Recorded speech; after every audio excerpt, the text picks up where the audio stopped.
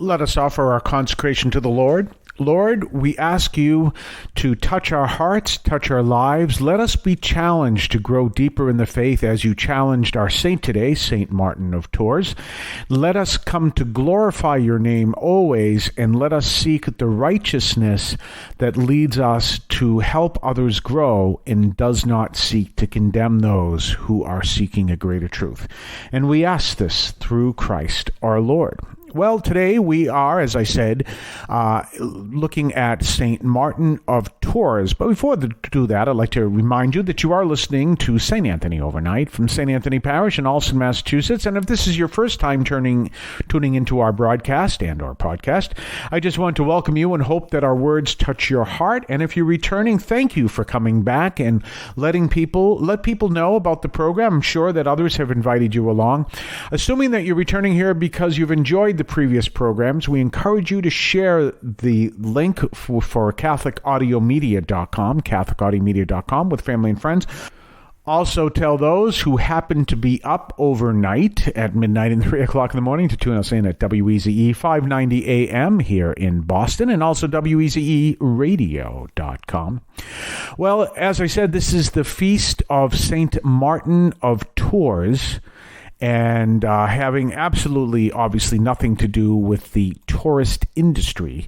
St. Martin of Tours, France, was actually a bishop, but he started his life as a pagan and a soldier in the imperial army. And there's a powerful story that actually the Vatican teaches, among other places, that what happened is that he happened to see a poor beggar. Now, if he was an imperial soldier, you can imagine that he was very well dressed out. He was probably also impeccably dressed, meaning in the military way. And this poor man was a beggar. And so what Martin did was he separated his cloak. He cut it in half, gave the beggar half of it. The following night, says the Vatican, what happened was he had a dream that Jesus appeared to him with angels and said, addressed him that cloak and said, "That is the man who gave me that cloak." Now, of course, that is also reflective of the message from Matthew. When I was hungry, you gave me food. When I was thirsty, you gave me drink. When I was sick and in prison, you came. When I was sick, you comforted me. When I was in prison, you came to visit me. All of that you can find, obviously, in Matthew 25. And by the way, that is the optional gospel reading for today, because that's clearly one of the ways he lived. Now, Martin of Tours wanted to live a very poor life. He didn't like the idea of living a rich life when other people were living very poor. So once he finished his time, his 20 years probably, I don't know how many years it was, 20 years, but he finished his time with the imperial military, the imperial guard, and he was drafted into the military at a very young age. But once he finished his time, then he decided he was going to become a monk. He lived in a very poor life, living in a hut, seeking to live as a person of prayer, but also poverty. And so he did, and he preached out of his prayer and poverty, and he became a very obviously powerful preacher. And poverty struck him rather intensely, meaning struck him as a way of living. And he lived in a hut. Now, I imagine that he lived kind of as a hermit for a while. And as you know, I've lived as a hermit, obviously, for very short periods of time. I could live forever as a hermit, to be honest with you. I greatly enjoyed it. But obviously, for very I've lived for very short periods of time, to where it seems that he lived as a hermit.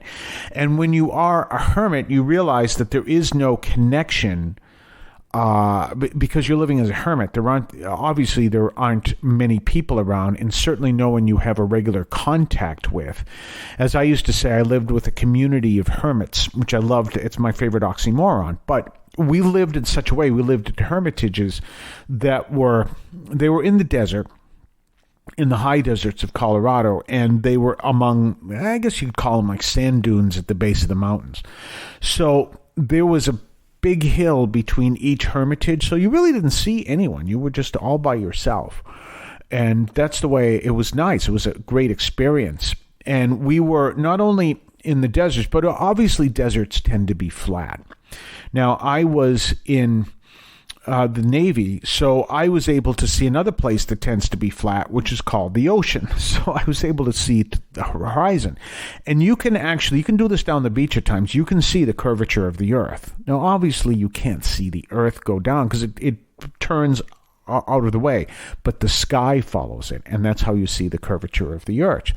You can go down to Revere Beach, or actually Nantasket would be better, or even down the Cape and look out, and if you're seeing an unobstructed view on a clear day, you will see the curvature of the earth. Well, we could still see that here. And it was a powerful experience. So as I'm reading about St. Martin of Tours, I can imagine that very powerful experience he had, where he wanted to have this embracing of God and wanted to have this deep relationship with Christ and wanted to get rid of all the obstacles that got in the way, all business and military and everything else, and live a very simple life where he could be in touch with God. Obviously, that's a life with prayer is central. And when you're talking about that, you don't necessarily mean that someone is on their knees 16 hours a day and the remaining 8 hours they're sleeping with the taking some time to eat. That's not how he would have lived as a hermit, or any hermit would live, because first of all, in those days, they probably would take care of their own garden, because they had to feed themselves. They'd have to go to market. They'd have to do certain things. Maybe they'd have to beg, which I think he was a beggar. They have to beg to get some food or money for food. They'd have to do some things, but they would fundamentally live alone.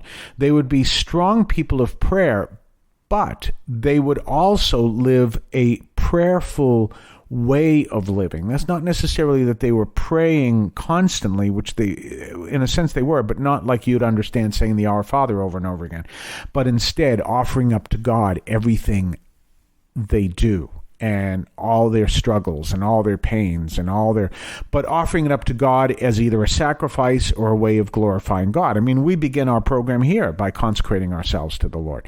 So you can see that powerful way of living is how he lived in a lot of his post-military way of life. So he had a powerful thing to offer in that sense, and that's what he wanted to do. And he wanted to live as someone who was like the poor.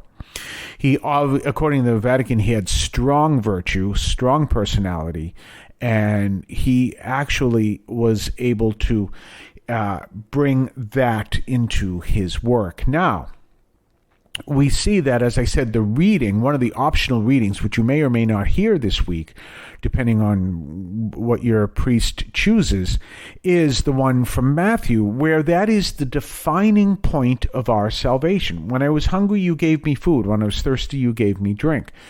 A stranger, and you welcomed me, naked and you clothed me, ill and you cared for me, in prison and you visited me. These are what are known as the corporal works of mercy.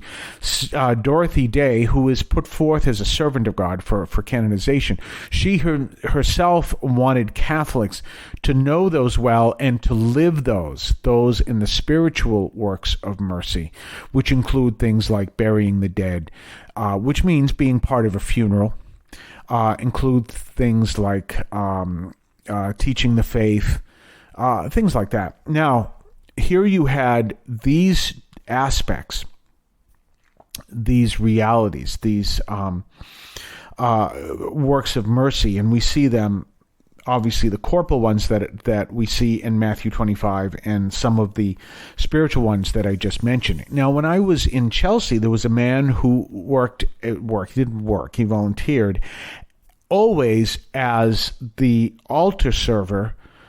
He was actually a former executive in Chelsea. He was, he's one of the chiefs of the departments. I do believe he was former fire chief. And he retired, and he would always serve funerals. And the reason is, he says, this is my role in burying the dead, which is one of the spiritual works of mercy. So as you see, we have a call to do these works of mercy in service to others, that others may come to understand the glory of God, that others may grow in the faith, that others may come to experience the mercy of God, which is what St. Martin of Tours wanted to do with his life after he got out of the military. Actually, while he was in the military, looking forward to the time when he wasn't. Now, as I'm reading his story, I was thinking about my time in the Navy. And of course, you had some people that were determined to be in the Navy all their lives. And then you had others that had something to look forward to afterwards. One of the guys on my ship was a cartoonist. His whole desire, and I don't know if he ever became a cartoonist, his whole desire was to become a cartoonist once he finished his time in the Navy. We weren't drafted. We entered on our own. We had finished the time when the draft was, you still had to register for the draft, but when the draft was over, I think they said that I had to register for the draft. I said, I was already in. You already know who I am. Why do I have to register for the draft? But in any case, this was a long time ago. But in any case, you had this guy, and he wanted to be a cartoonist. There were other people always looking forward to be something else. I had talked about, when I left the Navy, of becoming a priest and be a writer. And I've done a little bit of both. Well, I've done a lot of being a priest, and I'm doing a lot more of being a writer. But you see that. You always had these people looking forward to something beyond the military. So now you understand the reality with Martin of Tours. He's looking forward to his time after working as an imperial guard, saying, I want to have that powerful monastic experience. I want to have that time when I can really understand what it's like to live as a servant of God, being very poor. That's what he looked forward to, and that's what he chose to do. According to research I did, he lived until he was 80. So he lived quite a bit of his life in this seeking to be ministerial and seeking to live this. Do you know, it's fascinating. There were a lot of veterans from either the Vietnam War, the post-Vietnam War, and even maybe before, who themselves live a radically different life than they did in the military. So much so that people say, well, if you're a veteran, then you must be pro-war. And most veterans, including myself, are not. And that reality is there. So we live a radically different life than we did in the military, even though we embrace our time in the military, but we don't live that time afterwards. And we can clearly see that with St. Martin of Tours. If what you heard today touched your heart, we encourage you to share today's broadcast or podcast with friends and family so that they can be enlightened as well. Our goal is to reach new listeners every day, and so please let people know where you can find our broadcast on the radio on WEZE 590 AM at midnight and 3 o'clock in the morning, and also at CatholicAudiomedia.com. That's CatholicAudiomedia.com. Have yourself a blessed day. We'll see you then. In Cristo vivimos.